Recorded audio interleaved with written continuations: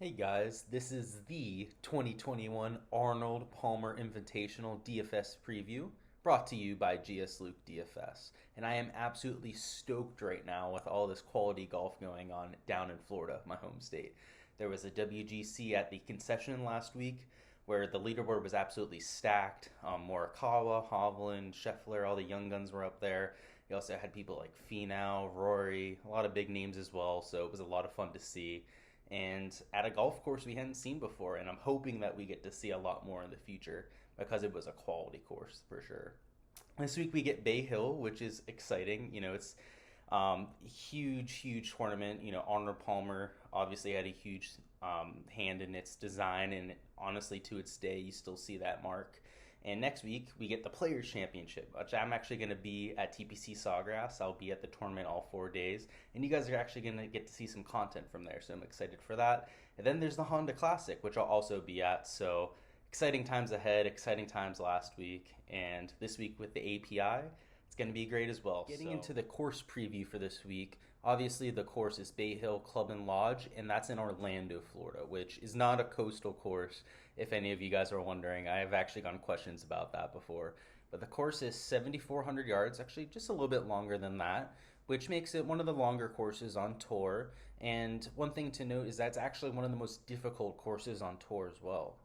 Last year's winning score by Terrell Hatton was only -4, and our average winning score is at -8.5, which is not a very low score if you guys know anything about a PGA Tour event.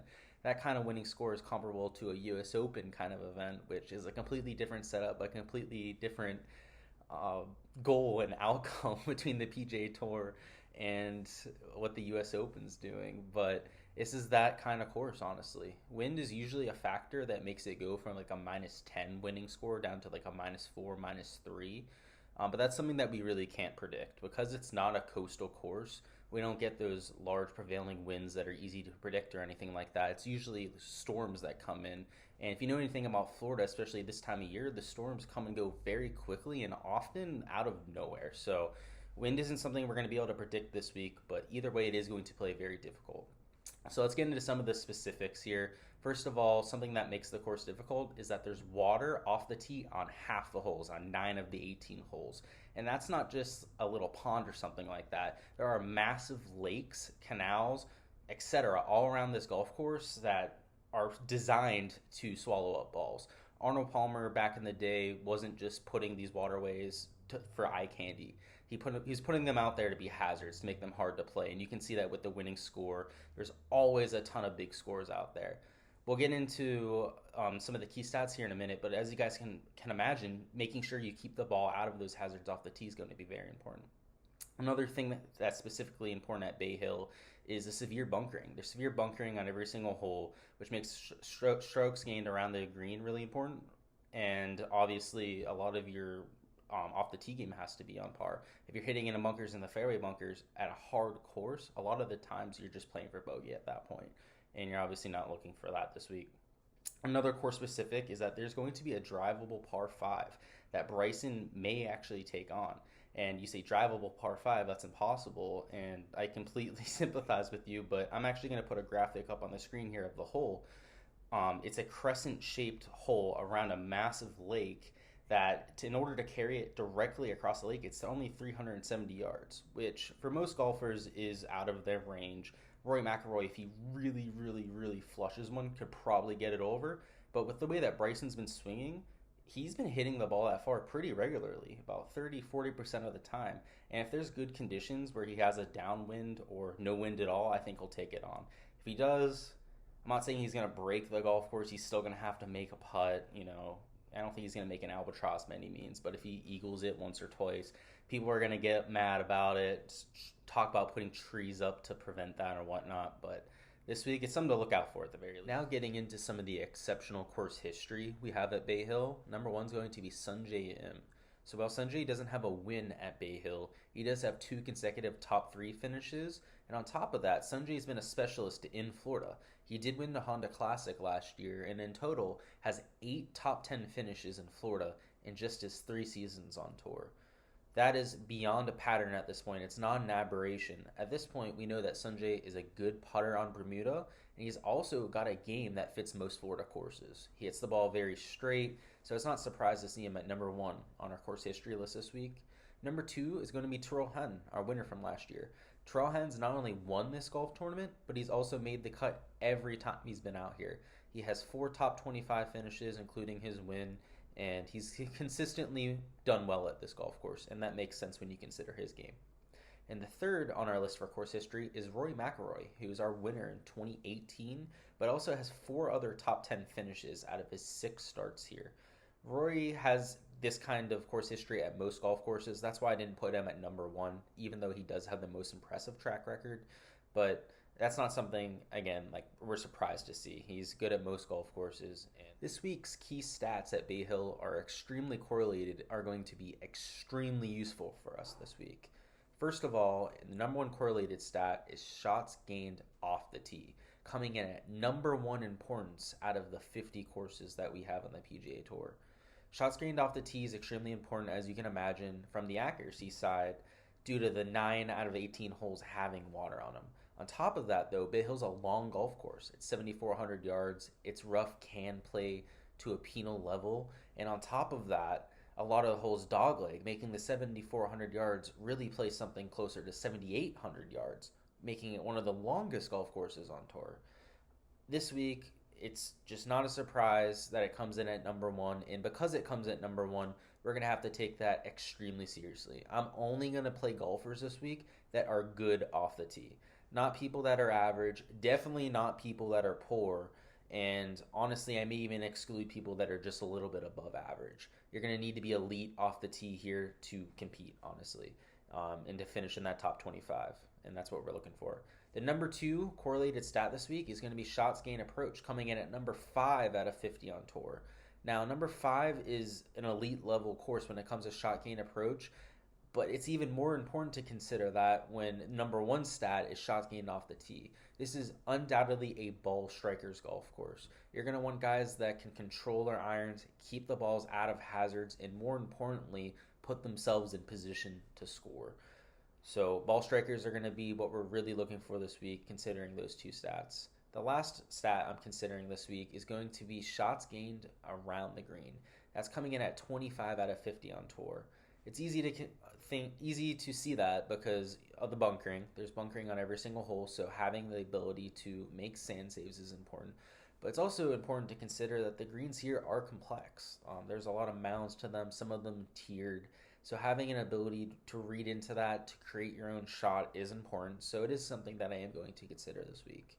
And a bonus stat I want to throw at you guys is the grass type. I forgot to mention this before, but we're playing on Bermuda grass, something that is very typical of a Florida course. So guys that are good on Bermuda are definitely going to get a boost this week. Just looking back to the WGC, a lot of the top 10 golfers there were great on Bermuda. So it's not a surprise, and we're definitely going to be factoring that in. Now getting into my player targets for this week, my spend-up option is going to be Rory McIlroy, coming in at $11,500 on Draftkings. And while the price may seem a bit steep, Rory is coming in pretty good form. He has the elite combo of distance and accuracy that we're looking for, and that was evidenced last week with his 2.7 strokes gained off the tee, which put him at number 5 in the field, which wasn't really a Rory week considering that he probably expects to be number 1 on a week-to-week basis, but it really was a good sign to see. He also loves the Bermuda surface. He did gain 2.5 strokes putting last week, which was good to see, but there are times in his career where he's gained 4, even 5 strokes putting on the surface before. So he could improve on that 2.5, which would be excellent as well. He also gained 1.73 strokes on approach last week and even felt disappointing. A lot of touts have said, oh, Rory didn't really look good on approach last week, etc., etc. Yet he still gained 1.73 strokes on approach. If Rory comes out and has an average-looking week on approach, he's probably going to gain 3, even 4 strokes on approach. And then when you consider the field strength, he's probably going to gain even more. So I'm okay with Rory this week on approach. I think a lot of people are looking a little bit too much into the number from last week. It's also great to see that Rory loves chipping on Bermuda. He gained 3.5 strokes chipping last week, which I don't think is necessarily repeatable, but it's good to see considering it is one of our key stats. Rory's typically an above average chipper. He usually gains about half a stroke around chipping. So if he comes out, gains 1 stroke around chipping, and puts up another 4 strokes, that's only going to help him even more. So I like to see that as well. So even though he had that middling week last week, he did finish 6th in a stacked field. If he comes out and plays average this week, he's going to take down the whole golf tournament. He's just that kind of golfer, and that's why I love him this week. My second man in for this week is going to be Hideki Matsuyama, coming in at a price of $9,400 on DraftKings. The reason why I love Hideki this week is that he has a prolific off-the-tee game and approach game. He has elite accuracy and distance off the tee, and to boot it all, he's also a top 5 around the green player. So he hits all 3 of our key stats in elite categories, which is great to see. And on top of that, he's also coming in with good form on Bermuda grass. His putter isn't necessarily a strength. I think we all know that about Hideki, but he's gotten a lot better over the years, and specifically on Bermuda greens. That was evidenced last week where he gained over 2 strokes putting, which is a great week for Hideki. And if he can carry that kind of momentum this week into Bay Hill, I do expect him to finish in the top 5, which is why I like Hideki at Bay Hill in the 8. My bread and butter play for this week, that guy who should make most of your lineup, somebody that's going to be a staple of my DFS, is going to be Will Zalatoris, coming in at a price of $8,600 on DraftKings. What I love about Will Zalatoris more than anything is that he's gaining 0.91 strokes per round on approach, which is absurd. That's #1 on the PGA Tour. And this guy's a rookie. This guy also gains 0.46 strokes off the tee per round as well. He's one of the longer strikers of the golf ball, even though he's a skinny, short. I mean, I don't want to call him short. He's actually pretty tall, but he's a really skinny guy and still hits the ball about 330 yards, dead straight down the middle. It reminds me of Rory McIlroy. It sounds like a Rory McIlroy swing. So there's a lot of similarities there, and that's really why I like Will Zalatoris. On top of that, while Will Zalatoris isn't a great putter, his best surface is Bermuda. So just like Hideki, even though his putter is his weakness, he has seen a lot of better days on Bermuda, and he's also done well at a lot of hard golf courses. Will Zalatoris had his first top 5 finish ever, at his first event ever, and that was the U.S. Open, which is great to see. And this golf tournament is very comparable to that U.S. Open in terms of difficulty. So I think Will Zalatoris is a great staple play this week, somebody that's safe and could potentially even win this golf tournament for his first ever win. So I love him this week. I even love the price tag. Hey guys, my value play for this week is going to be Corey Connors, coming in at a low price tag of only $7,300 on DraftKings. Corey Connors is a staple of my analysis because he's just one of the best ball strikers in the world. He's gaining 0.59 strokes off the tee per round. He's also gaining 0.56 strokes per round on approach. Both of those are absolutely elite numbers, and that shouldn't be a surprise considering that he's almost always been in that category on the tour.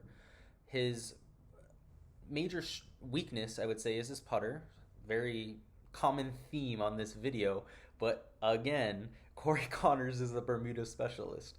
A lot of these guys that are great ball strikers also seem to be good on Bermuda because a lot of them are from Florida. And if you have played Florida golf courses before, it's windy, you have to be able to shape shots. So that's not surprising to me at all. I would also consider myself to be somebody that knows how to play the wind. And I think they go hand in hand, to be quite honest with you, because people that are good in wind usually play in Florida and are used to that surface. I understand it. Makes sense to me, so I'm going with it this week. He also has great accuracy off the tee, so it's not even that he's long off the tee. He's also the most accurate driver of the golf ball, which I think gives him a little bit of a boost this week as well. So coming in at that low price tag, I think he for sure makes the cut. I do not see him missing the cut at all, and I do see him finishing most likely in the top 10. Which is great at that price tag, and he's going to be someone you need to have in your life. And lastly, guys, my diamond in the rough play for this week is going to be Harold Varner III, coming in at a price tag of only $6,800. And yeah, you heard me right. Harold Varner III is only $6,800. That is ridiculous. It is very, very rare that we find a golfer this good at this kind of price tag, considering the field strength. Now, I'm not saying that this field is weak by any means. We do have 10 of the top 25 golfers in the world playing. But after that, a lot of the depth lacks. A lot of the mid tier good golfers, a lot of the internationals aren't playing this week. So, considering the field, I think Varner III should probably be in the $8,000 range, but we see him down in the 6,000s for some reason. Let's get into why he's a great fit as well. It's not just the price. He's gaining 0.36 strokes off the tee per round, which is well below his career average, to be honest with you. So I do expect that to regress towards the mean, and this week could be one of the weeks that helps him do that. He's also gaining 0.48 strokes on approach per round, which is obviously an elite level. That's 2 strokes per tournament, which is what we want to see. And on top of that, he's also gaining 0.25 strokes around the green per round. So he's gaining in all 3 categories that we're looking for. He's coming in at a ridiculously low price tag. Now, where there is some hesitancy with him is that he has some rounds where he sprays the golf ball. I think that's the best way to put it. He isn't very accurate with the driver all the time, but there also are some rounds where Harold Varner III does not miss the fairway. He does hit more fairways than most golfers because of that, but he does have those blow-up rounds. At the $6,800 price tag, though, you're gonna bring on some risk. Obviously, I think that's why he's priced where he is. But the upside is $8,000, $9,000 price tag type of upside. So I love him this week. I'll be playing him in a good amount of my lineups. Obviously, not every lineup. That's why he's my diamond in the rough play. But I think he's a good filler. So that's all for this week's preview, guys. Feel free to subscribe if you like this kind of content and you guys want to see more. As always, likes are appreciated. It helps me grow my channel. Tells me that you guys are liking what you're seeing. So go ahead and do that if you liked the video.